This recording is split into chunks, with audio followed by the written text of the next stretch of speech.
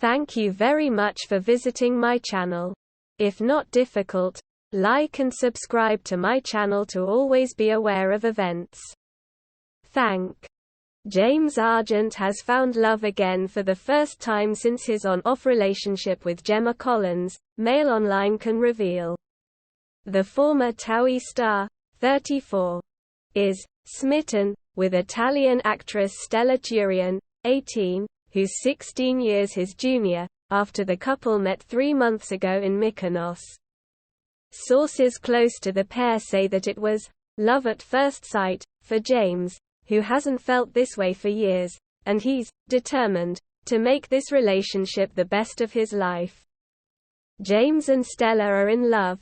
They fell for each other the moment they met and have spent as much time together as possible since, a source told Mail Online.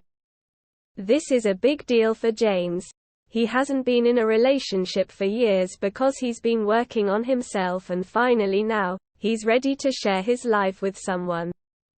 The age difference hasn't played any part in their romance so far. They've holidayed together in Italy and Marbella, getting to know each other away from the spotlight.